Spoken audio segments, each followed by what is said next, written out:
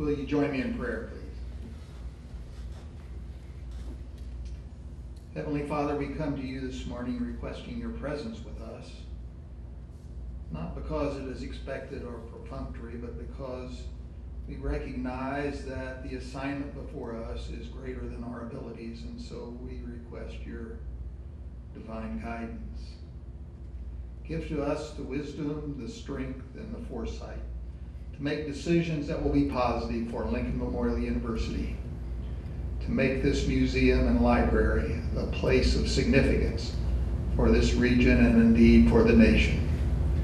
And remind us each day that we were called to be a living memorial to the 16th president. This assignment we take seriously, and we ask now that you bless these proceedings and be with us throughout this day. In your precious name we pray. Amen.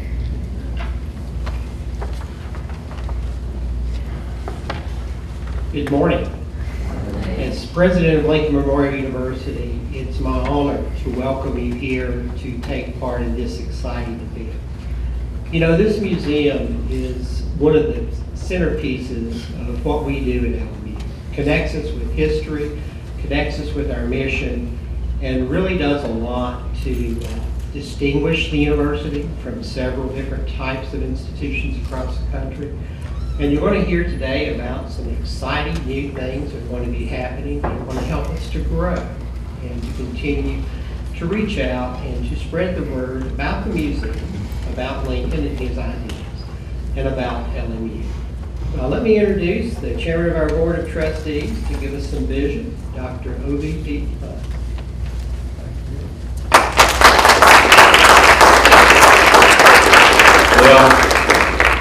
I don't know how I'll make it. Sylvia Lynch did not prepare my speech today. 2 times in a row, I'm sorry. It's just going downhill. No, look, I want to tell you, give you a little overview. I mean, we could spend all day here talking about what's going on at LMU in the way of construction and what we're doing, et cetera, et cetera. But let me give you an overview of what we're actually doing. And of course, this is going to be the icon. We want to put a nice face, an additional face onto this building, and we want to make it look real good, an elevator, et cetera, et cetera. And I'm not going to steal Michael's thunder here, but anyhow, this is where you're going to come into. We need to make this thing really look great, and I think we can do that. A nice facade. So we've got an architect, so we're going to move forward on that. But let me tell you what's happening. We're trying to upgrade the campus for student life. We're also trying to take the campus and rebuild the roads so you can get around on the campus. We would like for all signs to come off of the boulevard. So, completing the boulevard. We've planned, Dexter and David and myself, we've looked at how we're going to do all this, and we started tearing out the old baseball fields. We had no idea what a mess we was going to get into. Oh my gosh, we moved stuff, and finally dug out all the concrete. Then when the schools left, well, we just jumped in on it. Here we went. Well, we cut down those fields, they had no bottoms to them. It was just mud. So here we're hauling, and we started off with putting 100,000 tons of rock across this baseball and softball field. That's a lot of stuff. And we're still going at it, so we've been working long hours, long days, 6 days a week. So we're into that. But it's going to really open this thing up, and of course you all know we're going to put a Chick-fil-A in, et cetera, et cetera. So we'll change the student life. Jay, we'll be glad of that. I think I've seen you come in.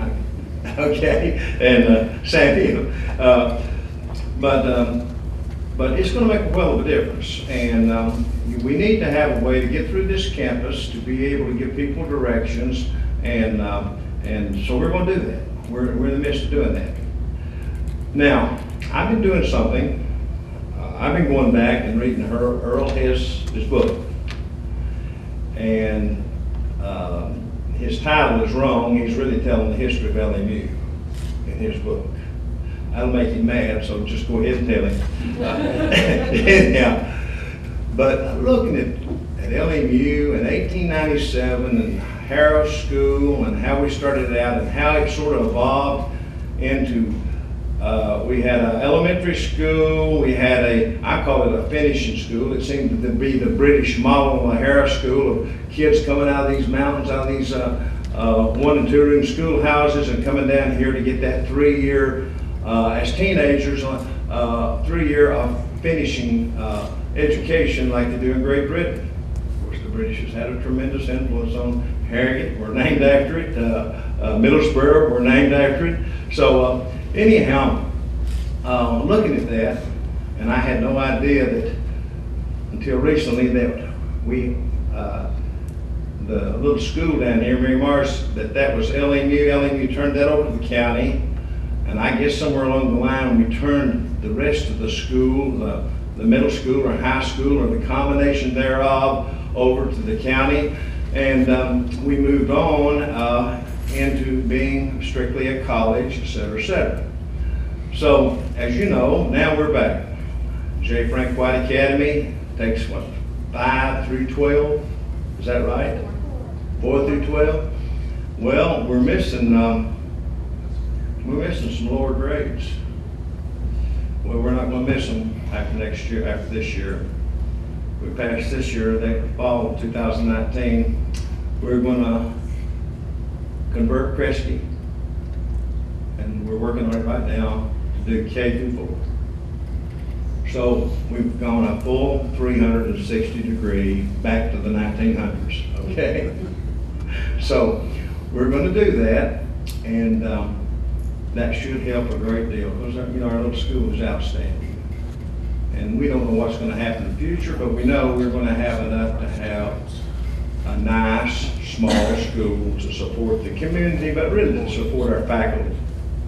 And that's very important. And we're recruiting a lot of people here, and I don't have to tell you how this place is growing.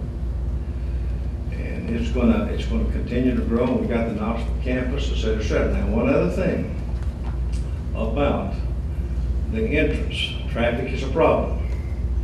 We have got to do something about the traffic, and when we turn all these people in here with Chick-fil-A, we better have a place to get them out of those roads. So we're putting about 400 or 500 parking spaces in over here. That's what all that's going on. We're cutting those, we're going to put in a lot of parking spaces. We are going to put islands in them. We're not going to look like Walmart, okay? We're going to look like something. So we'll put islands in them, we'll have it looking good. And the other thing is the traffic that's happening out at 63 and where 25E comes through here, that's all I hear about. And what can we do about it? So we're cutting a back road, about 2 miles of it. It's going to go down this ridge back here, cut and go through part of that pond and come out over in front of the city hall. And so that will give a new way to get in to LMU. And that will take care of some of the traffic. But growing, that's going to be a problem, but we're working at trying to handle it. Now, there's a lot of other things going on. The whole Valley of Sports is going to develop. You know, when we have baseball games and softball games, and the park's open, and you have lacrosse, you should see that place down there. It's absolutely like a beehive. And when we put the gymnasiums in and the stuff down there, it'll even be more so, but we'll be prepared to handle it. But as far as what's going on, that gives you a little idea of what's going on in LMU. Now we've got a race on as to whether I live long enough to do it or not. but I think we'll get that regardless of the situation. We've got it laid out pretty good, and we're all in good shape. But when you talk about this grand old place here, it's got a lot of history. And it's time we really did something good with it, and that's what we're surely going to do. We'll get in it, there'll be some support here to do this. And I'll be right in the middle of it, and David and Dexter will be right on top of this thing, and we already are. And but there's nobody that knows the history or knows as much about this building, about how it got here, what went on, than Gary Burchett. So it's only right that Gary tells you a little bit about the history, but some of it is it's funny what all happened, but it had happened. So at this time, I'll turn it over to my friend, that person.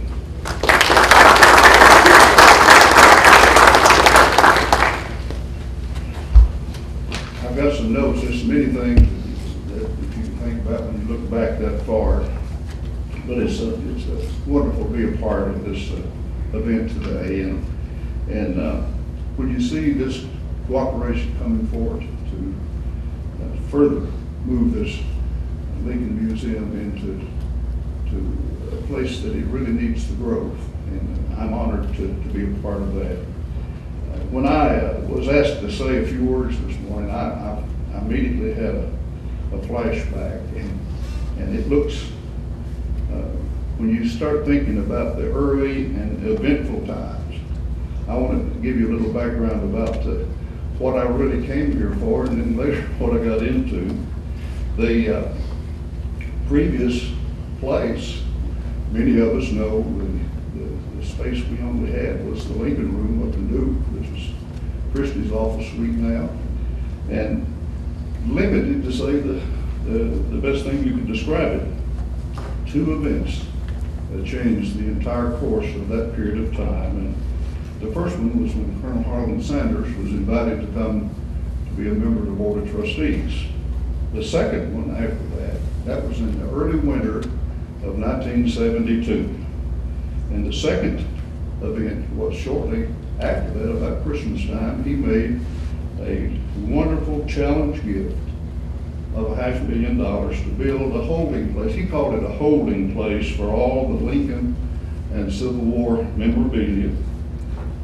It had been donated and put in bank vaults, file cabinets, and all of the little places that they could squeeze these things into.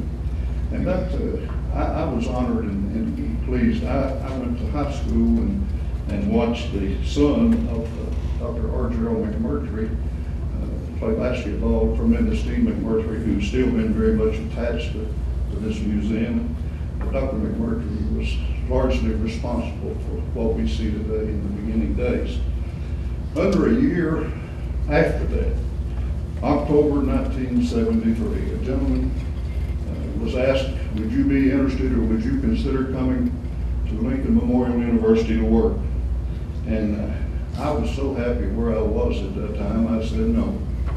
I came down, things were not good. You have to go back and take the bitter with the sweet. But after the second time, visiting and so forth, I agreed to come. The biggest thing I would tell you at that time was I came here to try to stop the reduced enrollment.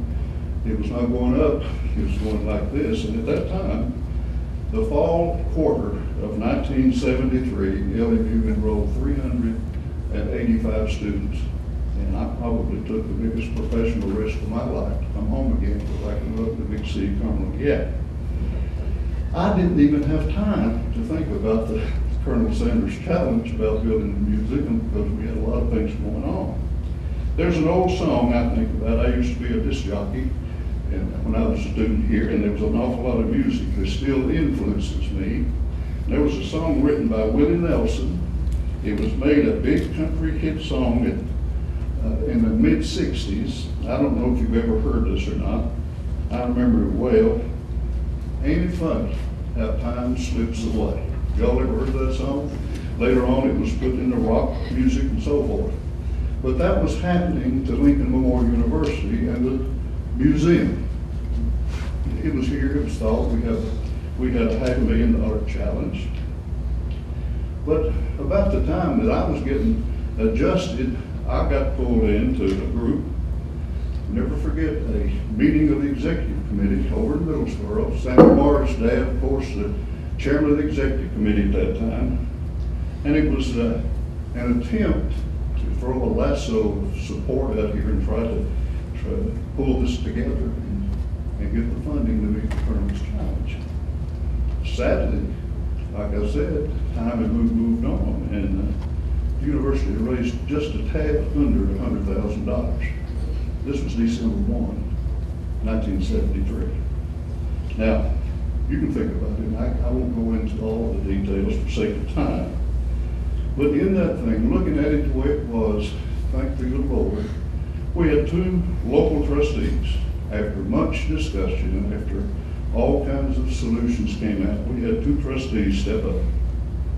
They pledged, the two of them, to take the difference between what we had in the vault on the campus and split the difference. They went to local funding sources and secured two cash CDs and presented them to the university. That was put in the vault, and we had met the challenge.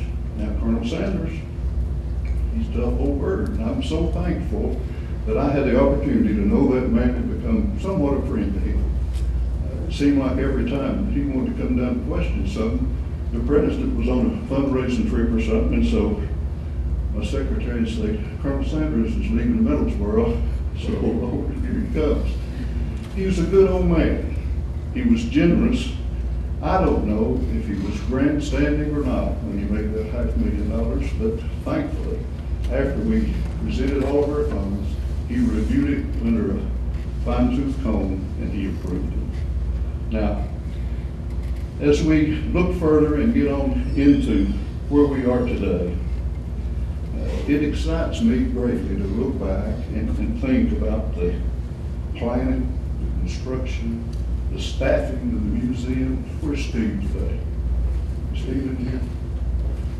I'll never forget Steve. Steve's been with us a long, long time and been very loyal to the school. I remember this big statue out front out here. It was down in what we call the milking barn at that time, in 3 or 4 different wooden crates.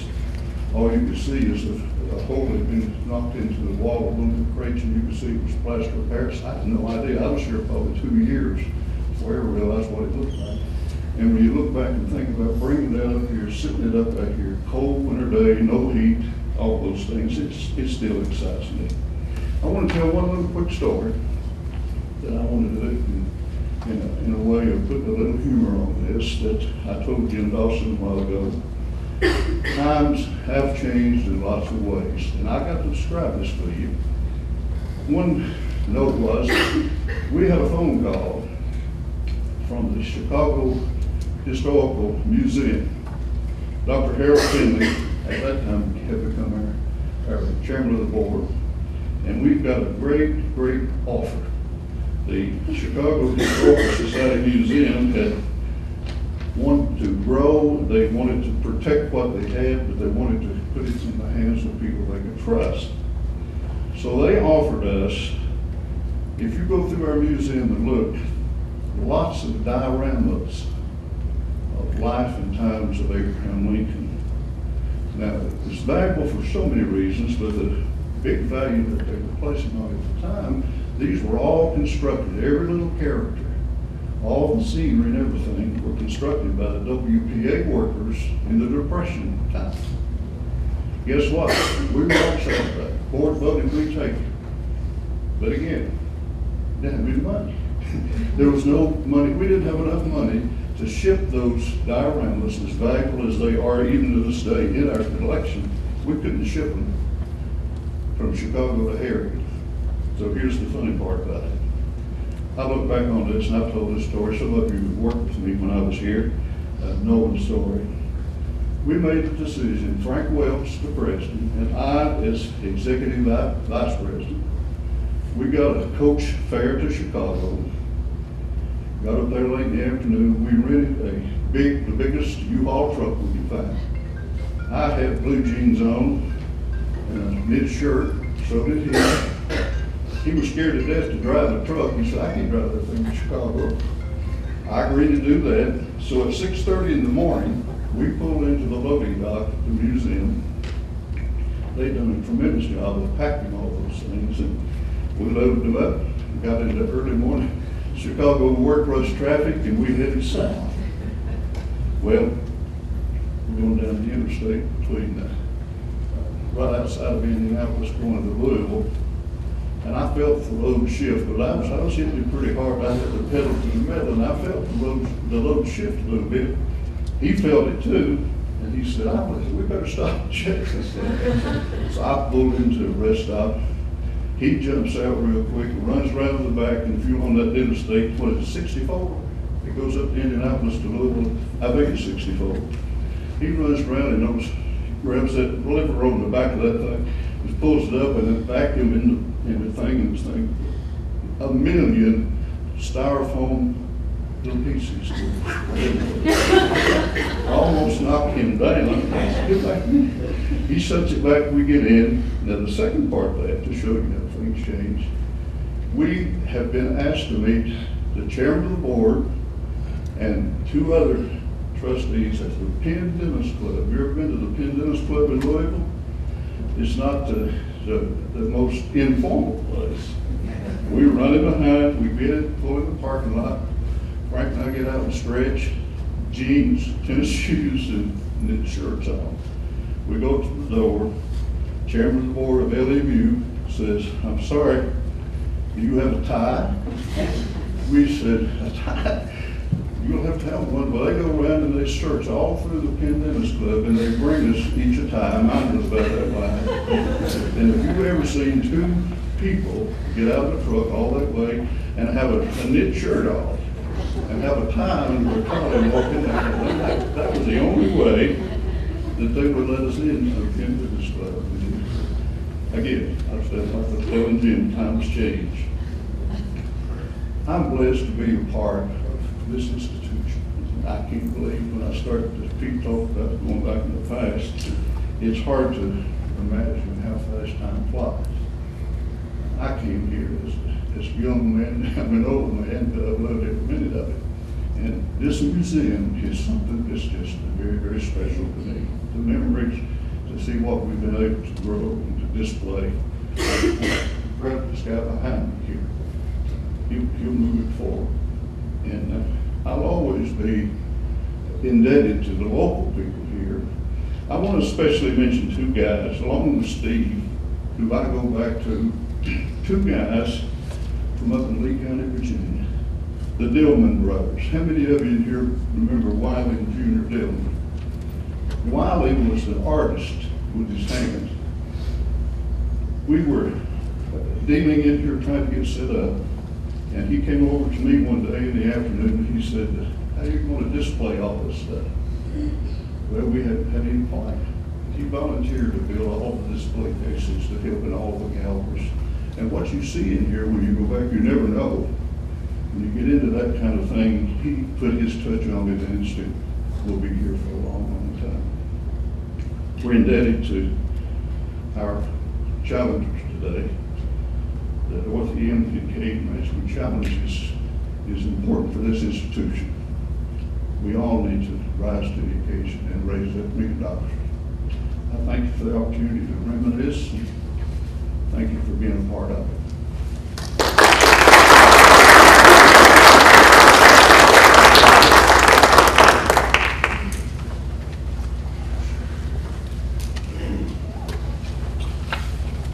My name is Michael Lynch, for those of you who don't know me. I'm the director of the museum. On June the 19th, 1865, the last major occurrence of emancipation took place in the former Confederate States when a Union commander announced the Emancipation Proclamation from the balcony of a home in Texas. So it's really appropriate that we're celebrating this kickoff today on the anniversary of the culmination of Lincoln's greatest accomplishment. I started off here as an intern, as a student, as an undergraduate, and I remember I came home one day and my mother asked me what I did at work that day for my internship, and I said I held the signal lantern from the USS Monitor in my hands when we dismantled an exhibit. And she said, "Well, that's interesting." And I said, "No, I mean, like, I literally had the signal lantern from the Monitor in these hands that you're looking at right now." So this place has always been really really special to me. But I started off here working for Stephen Wilson, who's still the curator here. And Stephen always used to say to me that museums are communication devices. So I'll take just a few minutes to talk about how we're going to use this challenge campaign to transform the way that we tell the story of Lincoln and the Civil War. We're actually going to begin doing that next month, thanks to the generosity of the Kincaid estate. We're doing a complete overhaul of the first gallery in the museum. It's going to be a $250,000 renovation that's going to be initiated on July the 9th. And that's going to be telling the first part of Lincoln's life story, from his family background all the way up to his election to the presidency. So what we're going to do with this challenge campaign is we're going to change the way that we tell the rest of the story. We're going to be overhauling our exhibits on Lincoln's transformative presidency, from the election of 1860 to the onset of the war, his implementation of policies that changed that war from a struggle for the Union as it was to a revolution on behalf of a new birth of freedom. And we're going to be overhauling one of our most popular exhibits, which is our coverage of the Lincoln assassination and the funeral. We're also going to be changing the way we tell the story of the war itself. We're going to be creating a special permanent exhibit on the war from the perspective of ordinary Americans who are represented in our collection. And we're going to be doing this for two reasons. First of all, it allows us to humanize the war and achieve a sort of unique perspective on the war that's always been a challenge for other Lincoln museums. Every Lincoln museum that's ever been constructed, this museum, the Lincoln Museum in Springfield, the Lincoln Museum in Fort Wayne, Indiana, has always had a little bit of difficulty balancing the story of the war as a whole with the story of Lincoln specifically. So what we're going to do is we're going to create a new exhibit that's going to tell the story of the war from some of the people whose possessions are now in the galleries and in the vault. Julia Wheelock, who was a Union nurse, whose journal and photo album we have in the vault. Benjamin Trail, an African-American soldier from Indiana, whose letters we have here in the museum. He was killed at the Battle of the Crater in 1864. John Warden, who was the commander of the Monitor. We not only have the signal lantern, we have his papers. We have the signal lantern that he used during the battle with the Virginia, the first clash of armored battleships in military history. And this is going to allow us to broaden out our exhibits a little bit and talk about the experience of the war from the bottom up as ordinary people lived it. And second, that's also going to allow us to highlight some of the material that's unique to our collection and allow us to highlight local stories of the war in Appalachia and the Cumberland Gap region to make us distinctive among other Lincoln and Civil War institutions. We're also planning, with some of this expansion that we're going to be doing in the third gallery, a new exhibit on the ways Americans have remembered Lincoln. We have thousands and thousands of items in the collection that reflect the ways that Americans have commemorated Lincoln in sculpture, in art, in print, through souvenirs. And a lot of this material has never been on display simply because we have so much stuff we don't have room to display it all. That's one of the things that this expansion in this challenge campaign is going to allow us to do. And finally, we're going to be telling the story of LMU with some of the extra space that we're going to have. The single most common question that most visitors from outside of the area have when they visit the museum is, why is there a museum devoted to Lincoln in East Tennessee? And LMU has a really fascinating story. It's almost as fascinating as the story of Lincoln itself. We want to explain to people why this school is here, how this region became transformed during the Civil War and in the decades after with the building of the Four Seasons and the establishment of an industrial center in Millsboro, and how the Four Seasons Resort turned into a living memorial to Lincoln, and how we acquired this collection. Not just showing the collection, but telling the story of the collection itself. We're also hoping that with this challenge campaign, we're going to have new room for educational programming. Our preschool program, which has really taken off over the past year. New hands-on activities for school groups, and we have some great ideas for getting school groups here through grants, which are going to fund local school children who, if they can't afford to have the bus brought to the museum or to pay admission, We're going to have ways for that cost to be covered, so we'll increase the number of school groups that we're going to have. And new space for the Scout Tours. We've had students from literally all over the world, Europe, South America, Southeast Asia, who have been taking virtual tours of the museum and the exhibits in the collection for our teleconferencing Skype in the Classroom program. We're also going to have more resources for the Kincaid Research Center to try to amplify the museum as a scholarly resource with the initiation of research fellowships. And those of you who've seen the new Kincaid Research Center have seen what a remarkable facility that is for doing research on the place of religion in the Civil War and in Lincoln's life. If you want to stay up to date on some of the changes that we're going to be making in the progress of the campaign, we're going to be launching a new newsletter and Friends of the Museum program this summer. So we invite you to add your name to our email list outside at the front counter so you can keep up to date with some of the updates that we're going to be doing. We have a tremendous opportunity here, the biggest opportunity I think the museum has ever had since Colonel Sanders made that offer of a challenge gift 40 years ago. The story that we have to tell, the story of Lincoln and the Civil War, is a story of national importance and a story of global importance, but we also want to be a resource for our own community, one that's underserved in terms of access to museums. This collection is the kind of historical collection that normally is limited to big cities, and we're very excited about having additional opportunities to present this material to school children from the Cumberland Gap region and from the tri-state area. So we look forward to improving the way we tell this story to audiences here and to audiences from far away. And I'd like to introduce to you one of the museum's great friends. He's also become a personal friend to a lot of us here at the university, and that's a man who was a friend of the Kincaid family, the executor of the Kincaid estate, and a supporter of the museum, and the co-chair of the Challenge campaign, Mr. Gary Thurman.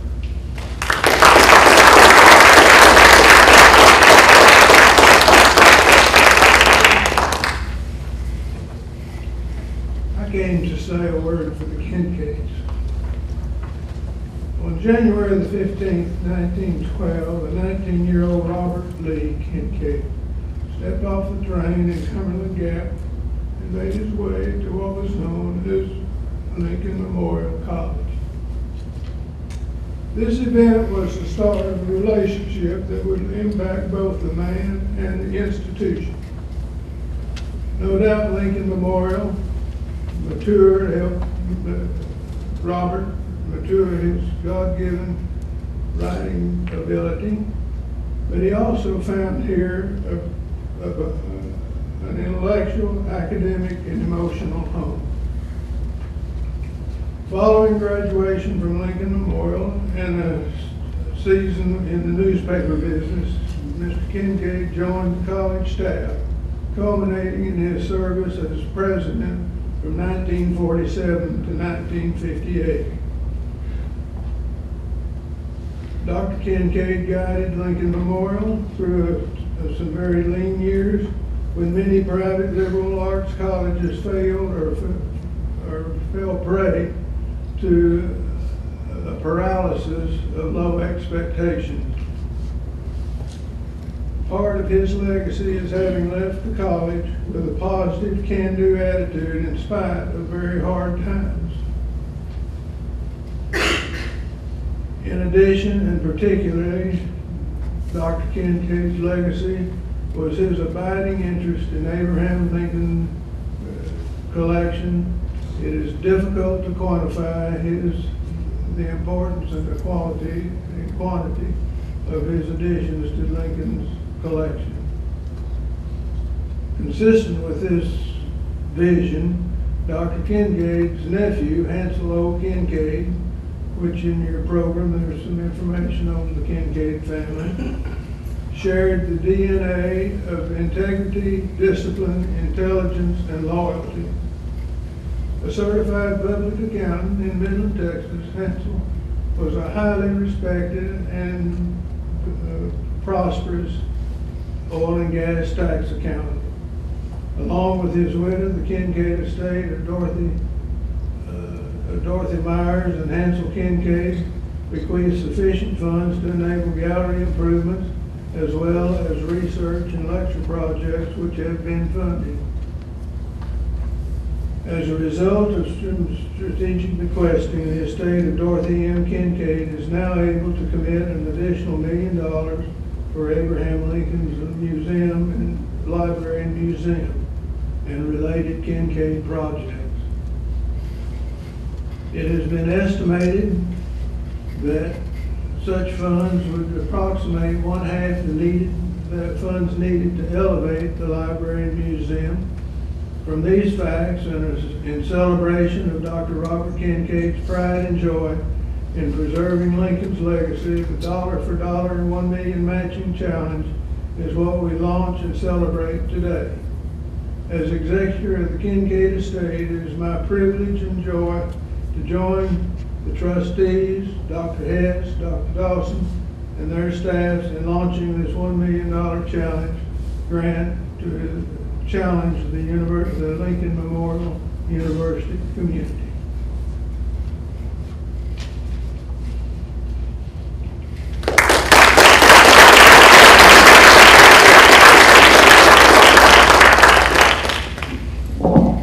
Now, I don't know whose idea it was to move in to the auditorium today, but it's evidence that this is an intellectual community. A place that understands that when it's hot outside, everything feels good. I want you to know, as soon as this is over, I'm going back to Florida where it's cooler. You've heard today about this tremendous institution and the impact the museum has had on this special place. The history is fascinating. The future is promising. And there is a connection here. We began the museum with a $500,000 challenge. We today commit to expand the museum in important ways with a $1 million challenge.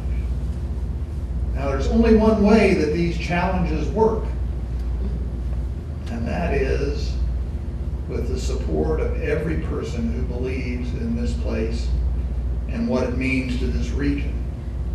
You know, I think about all of the institutions around that spend untold amounts of dollars to determine what their vision, mission, and purpose is, what their niche is for higher education. And we have it clearly defined here. We are the living memorial to Abraham Lincoln. Abraham Lincoln is our brand. We have at the front door of this campus this beautiful facility that will become even more important as we change the facade. Now, you have heard that Dr. DeBusk indicated that Sylvia Lynch did not prepare his remarks today. I have heard that she's prepared many remarks that never saw the light of day. Just the insides of his pockets. But what is important about this is that we have the leadership at this institution to make sure that the future is promising, that students here are served in very important ways, and that this region has this resource to call upon. Now, in my days as president, I visited many people and asked them if they believed in the hereafter.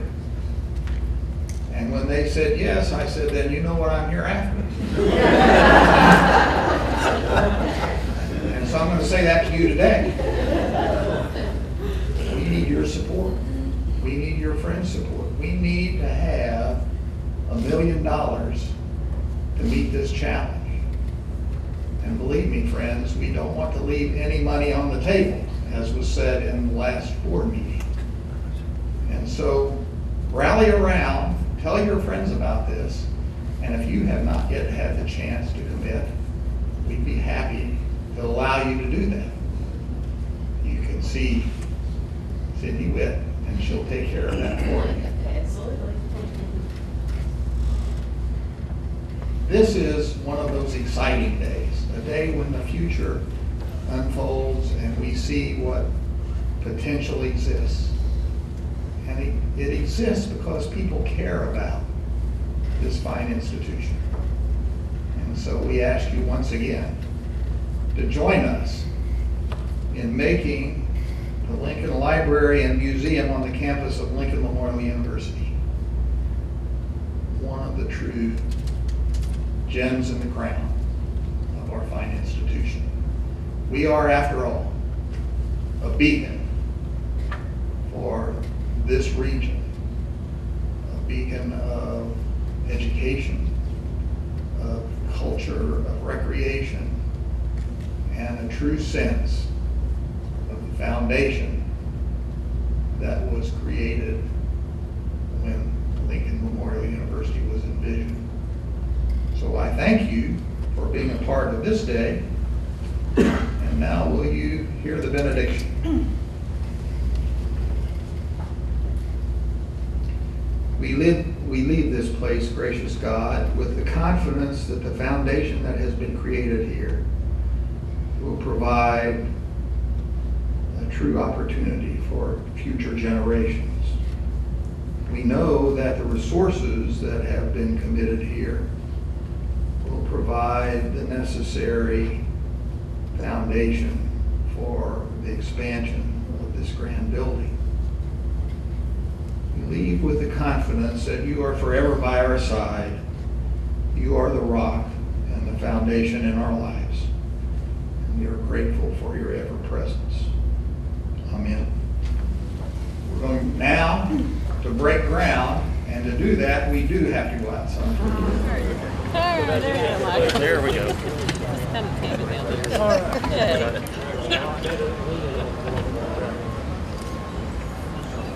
Turn it. I'm gonna turn to you. Yay. Okay. I'm more accustomed to this. Oh, yeah. Counter out there. All right, I'm gonna count to 3, then we'll turn the dirt. You ready? Are you ready? Ready? 1, 2, 3. Thank you. Now, any other trend? 2, 3. Great. Very good. Can I have